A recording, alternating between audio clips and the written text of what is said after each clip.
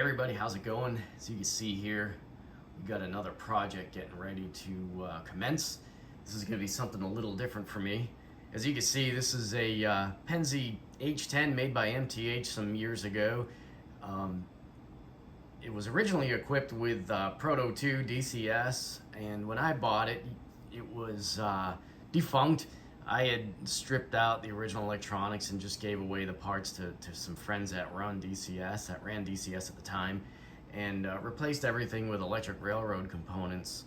So there's a full cruise commander in here with probably some version of their sounds, probably the Rail Sounds Commander at the time, with a small steam sound set, which is pretty close. The whistle's slightly off pitch, I think, for Penzi, but I felt at the time it was close enough. Anyway, this engine is kind of overdue for some maintenance and some TLC. I've got a little bit of smoke oil creep on the boiler, and got to take care of that. But I thought while I brought it into the shop, I might make this a Blunami engine, because I had been watching Sid's video lately on his Blunami adventures, and he brought a really nice third rail C&O Hudson equipped with Blunami to my layout during the Trainapalooza adventures, and I was really impressed with the sound and control of it. So I thought this engine might be a good candidate. So what I'm going to do is I'm going to bring it out to the main line and hook it up to a train to run around the layout, just so I can do some current measurements and stuff like that. And we'll talk a little bit more about why I chose this engine before we go into the shop.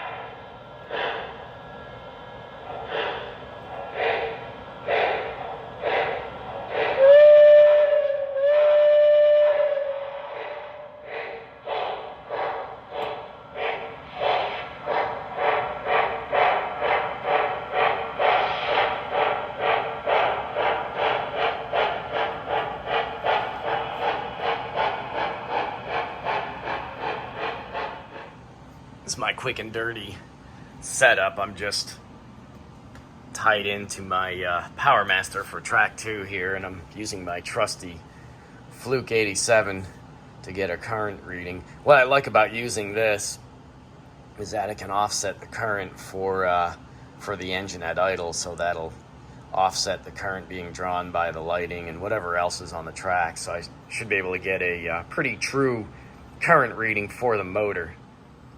Alright, so let's turn on track power here and see what we got. So you can see at idle, this is whatever's sitting on the track right now, about a half an amp's worth of lights and stuff like that.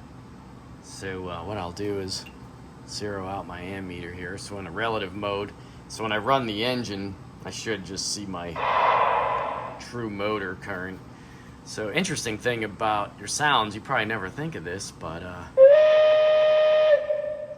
sounds will draw some current. It's kind of interesting. So anyway, I'm gonna just run the engine around the layout and see what we got. Get this going up to like a good running speed here. And I am expecting this to stay under an amp.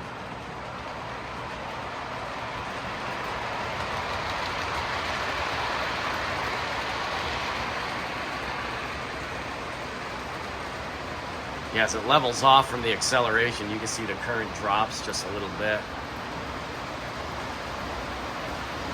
Let's do a full speed run on it.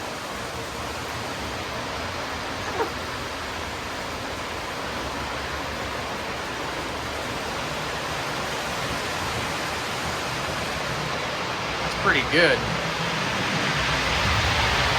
I mean, I never run my stuff this fast. This is like ludicrous speed, but it's just for science.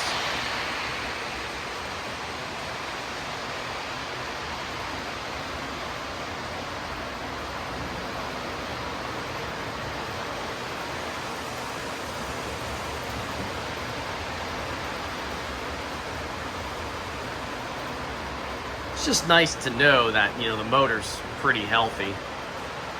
Nothing weird going on. I'm pretty sure this Blunami board will handle this no problem. Another quick check is to maybe do the old cruise control.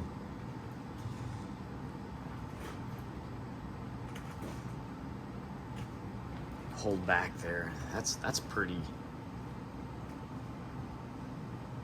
Yeah, about 2.8 amps when I'm holding it back. This little science project here is just some real-world measurements I wanted to take for this bridge rectifier and filter cap setup I need for the Blunami board. So the Blunami board uses DC power, and I believe it maxes out at 27 volts DC. So I just wanted to make sure I wasn't going to exceed that.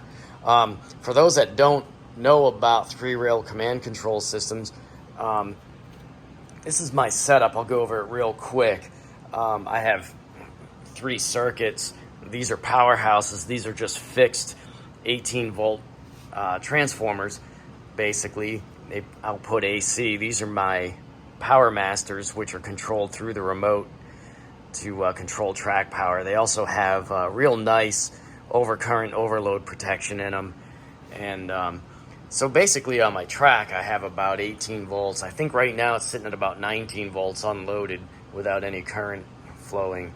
So I just wanted to make sure that I wasn't going to get over 27 volts DC.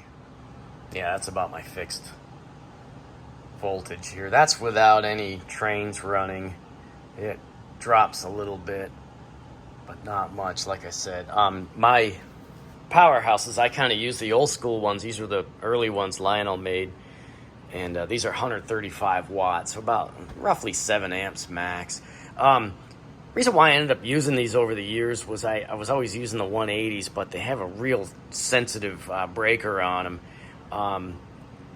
And when I would start up a layout with a bunch of engines, they would pop. So that's the only reason why I use these. And plus, I don't really feel the need to have 10 amps available on the track just in case of a disaster. So that's just the basic command control setup I'm using on this layout. All right, so we're on the bench now, and just wanted to show you what happens to these engines. And I didn't even run the smoke. It was a previous owner. And sometimes it takes, you know, a few months to like a year or two for this stuff to creep out like this. That's basically the oil smoke getting under everything. So I'm not overly attached to this engine, so I think that's why I chose it as a candidate for this experiment. So the first order of business will be some disassembly. I'm gonna have to figure out what I use for a pinout on this tether, and it looks like, I can't see, looks like I got a 10-pin tether, so I'll have plenty of pins available to run the outputs to the engine. Definitely won't be putting smoke back in it.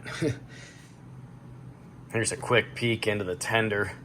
So here's our electric railroad cruise commander, and then here's our electric railroad sounds.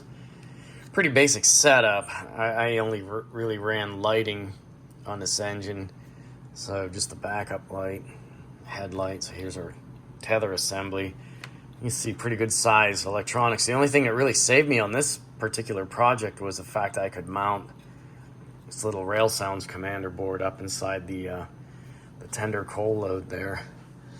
The small size of that board kind of lent itself to getting sticky taped up in there. And here's a quick peek at the actual Blunami board, the BLU-4408. This is the Steam 2 board, and you can see a single board has all of this on one board: sound and motor control and the decoding. So if I haven't made it obvious by now, I'm not installing any new hardware on my layout. I'm actually going to run this engine with Bluetooth off an app for my phone. So the nice thing about this is I don't need any additional hardware to hook up to the layout.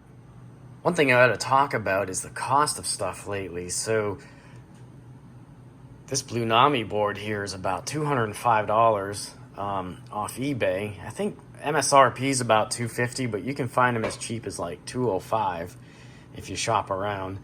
And right now, Electric Railroad, we're looking at about $160 for the Cruise Commander board, which doesn't get you sound. To have sound, you buy that board for $130. So by the time you get that shipped to you, you're north of $300, and you still have to be savvy enough to set up, chuff switches and things like that. And these prices aren't going down anytime soon, and there's kind of the feeling this stuff is fading fast. There's a lot of obsolete components on these boards, even things like these motor drive FETs.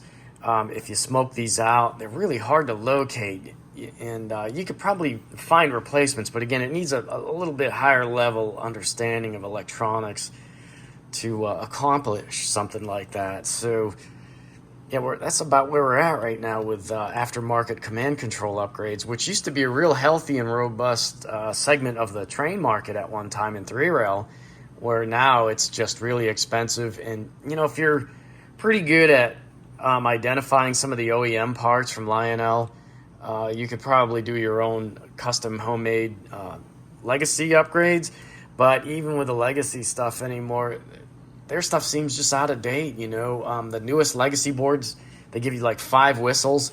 Well, this has 90. This is 90 onboard whistles programmed in. It has, as you can see here, has eight outputs, and 8 outputs that you can play around with. There's just much more to this, and I kind of feel like this has a lot more support going into the future. Have they really aimed this at the 3-rail marketplace? Not really. I don't think so. Like they haven't decided to support like smoke units or even like a chuff switch input or anything like that. But I'd imagine it's coming. If it's not from these guys, it might be from somebody else. But the fact that it's Bluetooth, you don't need the additional hardware on your layout, is very promising. So let me try to quit talking here and make some forward progress on decommissioning all this stuff.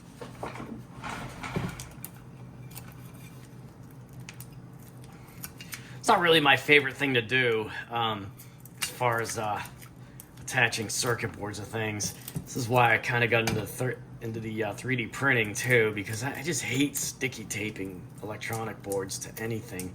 Just feel like the adhesives will break down over time and just create some alternate creative electron paths here for these little electronic gremlins running around in here.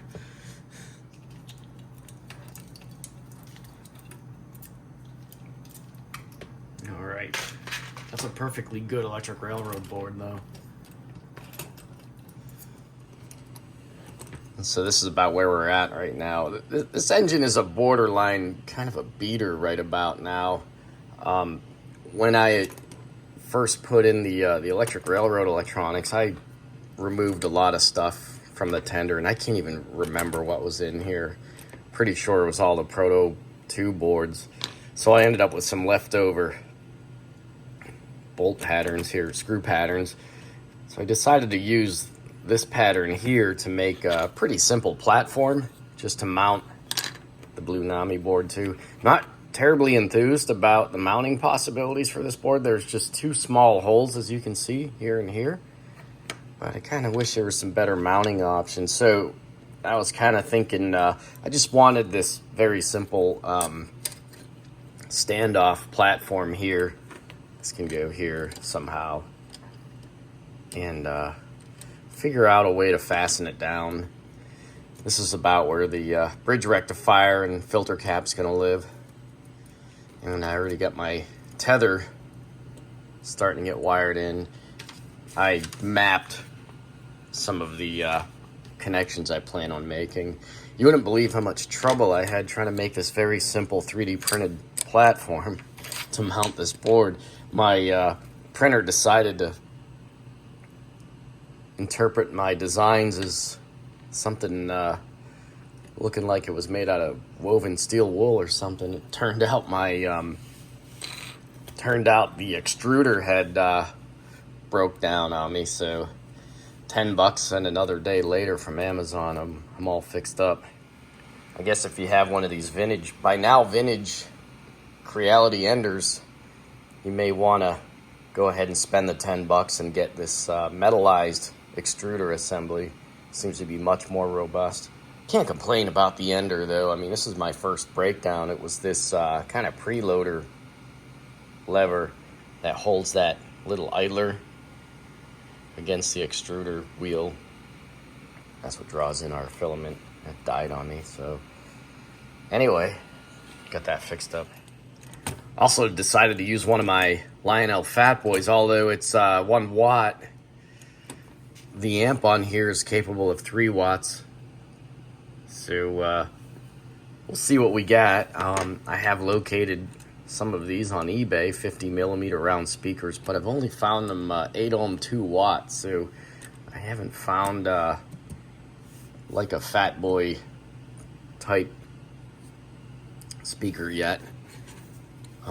Beyond 2 watts, but we'll see how this hangs. We'll just have to give it a try. Because I really didn't want to sticky tape this to anything, and I wanted to use these screw holes, I decided to go ahead and make this rather unique looking piece here. This is kind of a support for the board using these holes, so my idea was to use some small screws, some like M1s or whatever, and this is kind of a board support. So I have this where it clears all the components and it kind of supports the middle of the board here. So you see I kind of played around with some masking tape to figure out the dimensions and stuff. So the idea is that this will live under here, and then that I'll be able to screw through these holes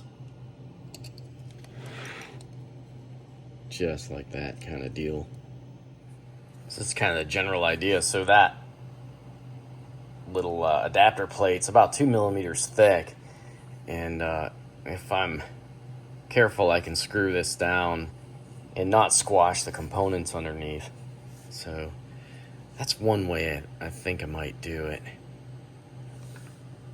But right now you see here's my bridge rectifier filter cap. Some people were using 1000 microfarad. I had some 470s laying around. This seems to be pretty good. Board seems to be pretty happy.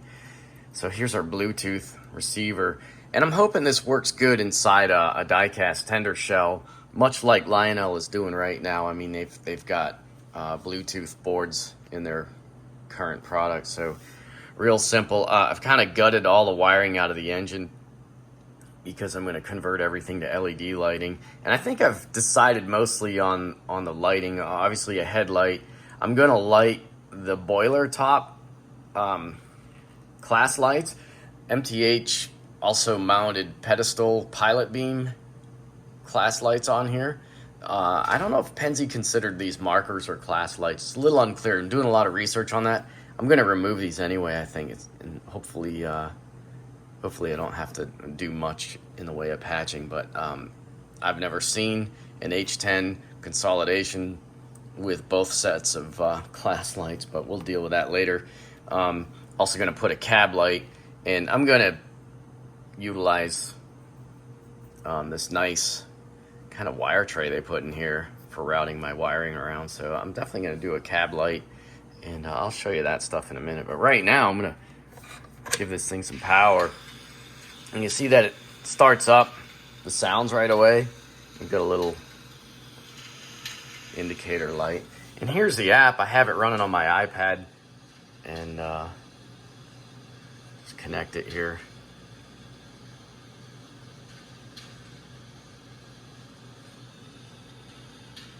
Once we go to the actual run menu. This is on kind of a new device. I made a bunch of changes.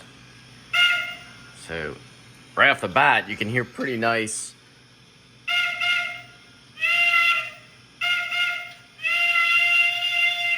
and I've got the volume turned way down on this because it is really loud. And I'll show you some of the whistle choices later on. There's like 90 in here, but they've got the two proper Penzi ones, the single chime Banshee and the 3-chime Jobby in here, so kind of cool. Show you how smooth this runs. Playing with a chuff. It's not quite right yet, but it's pretty easy to play with. I'll show you. You see how smooth this is right now. And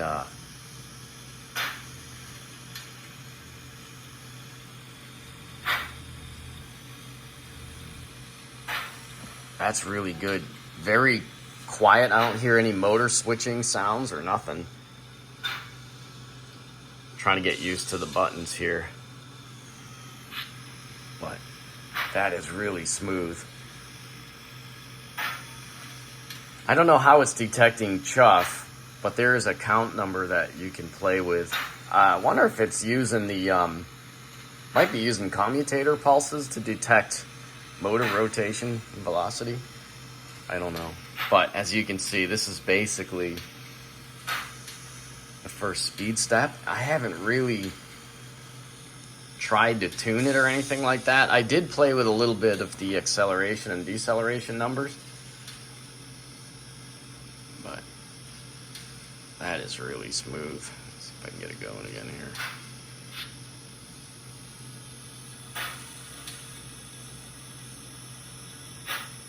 The chuff is not synced to anything because I don't have a physical input for chuff on this board.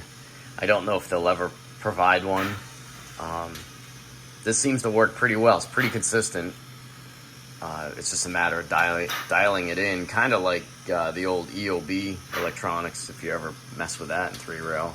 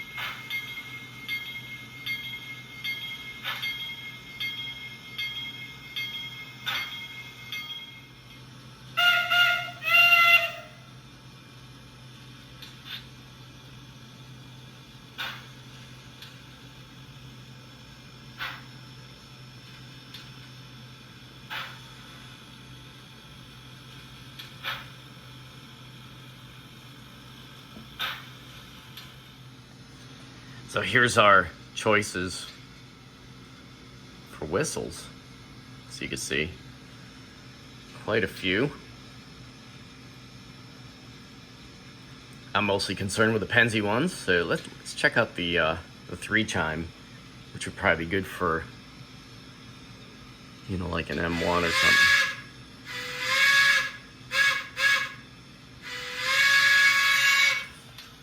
Not bad. Playing around with the lighting, so mostly this engine's going to have lighting effects, no smoke or nothing like that. So I'm going to use all LEDs on here, and I have all the function outputs configured for LED. And I'm going to use these 3mm warm whites for the headlight and backup light, and I'm probably going to use these 0603 SMD LEDs for the markers and class light and cab light. And right now I was just playing with some dropping resistors. I'm going to use like 3K and 6K resistors for these LEDs to get me like kind of the baseline brightness I want. I'm still trying to decide if I want to put a buck boost board in here to give me like constant voltage to this board despite track voltage. Now I'm not going to have any kind of varying track voltage on my layout other than I might drop a volt or two under load. But I don't run conventional at all. But the buck boost board will give me a constant voltage feed to the Blunami board. So if I do operate this at some other layout that might be a volt or two higher for their track power, I don't have to play with dimming these lights anymore. There are some dimmer settings in the app, which is really cool. Probably get into that later. But right now I'm trying to make a decision if I want to put a buck boost in here based on my initial experiments. Right now, I just wanted to show you some of the cool settings you could do with these function lights. So there's a firebox flicker mode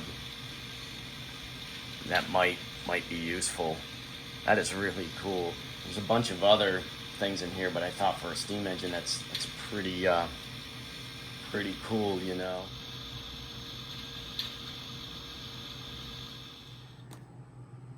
All the wiring is done, and I am really anxious to put this back together. You can see I made a couple harnesses to aid in assembly and future servicing. So I really like the way MTH built this engine. You'll never see engines made like this again. This was the early 2000s era. You could still get these nice pitmans. This is like a baby pitman, and I really like this kind of wire trough they put in through here. That's really nice. So no more smoke. That's not going back in there. And I got a pretty full featured set of lights in this thing. So I want to put it back together and do one more bench test before we go out to the layout. All right, so it's all put back together. Show you some of my lighting. I have the class lights. There's a cab light. We got a nice firebox flicker in here. Hopefully we can see it. Pretty nice effect. That's just a single LED. And then I also have some tender markers here. I gotta color these in red. And I also have, I gotta do some painting on here, and I think my LED fell, but got this rear light. I'm gonna blank out the sides and just have the rear as well. I have that set up so it turns on and off in reverse. So that's it really. And I have everything set up here. Just have my iPad set up right now. Yeah, pretty cool. Runs really good, nice and smooth.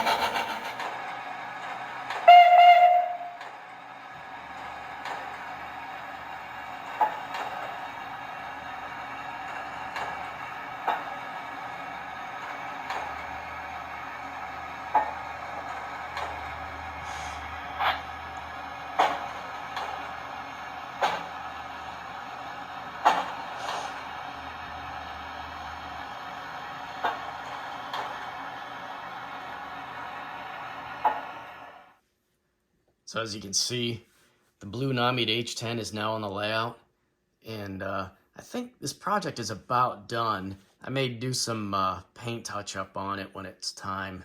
when I have something else set up in the shop.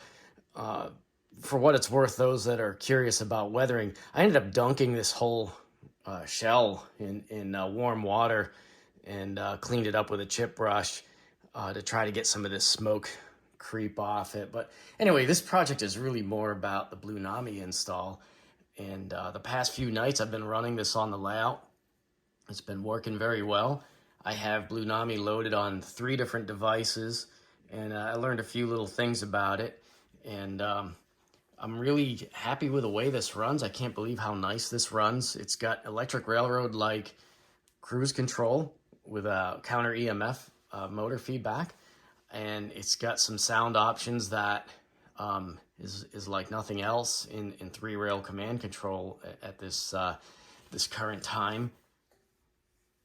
Just wanted to talk about tuning these things for motion control, speed, and all that. I did some very minor stuff. I played around with this 3-point speed table. As you can see, there's a start and a high with a mid. And the idea is, you know, if you've got a fairly linear engine as it is, you could probably set up a max speed and put the mid halfway.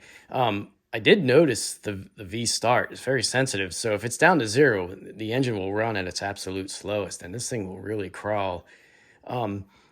So I just played around with that. There's also some, there are also some like momentum settings, just like acceleration and deceleration. I just did some real basic ones, you know. There's a constant brake distance too, and I haven't really messed with that. So here's where you set up some other stuff. So you can see how smooth this thing is. That's pretty darn slow.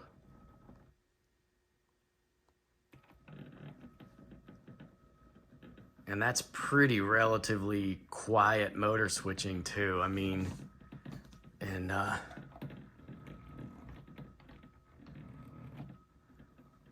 that's pretty impressive. I'm in a mode called switcher mode too. It's something where you can select it on the menu here, and it will cut the momentum down to minimum, and I also believe it cuts the top speed in half. Now, I don't quite know how they're arranging their speed steps and stuff like that. It'd be interesting. I don't know if it like remaps itself, but right now for moving around the yard, it's pretty cool. I'll turn some sound on here. Like I said, I have the sounds turned way down because this thing is pretty loud. So,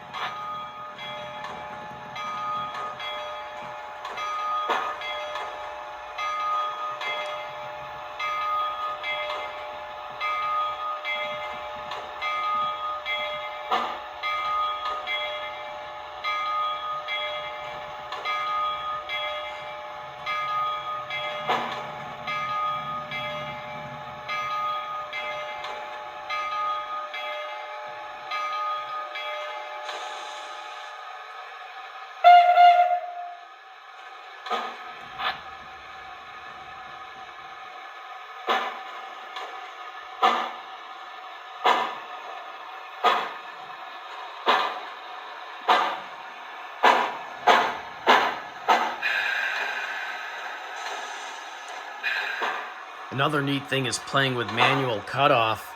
There's a manual cutoff in the menu here, and it does something kind of unique.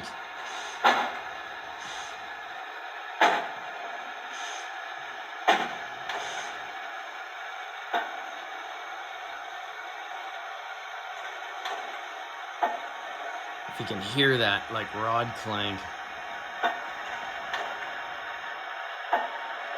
It's kind of cool. Turn to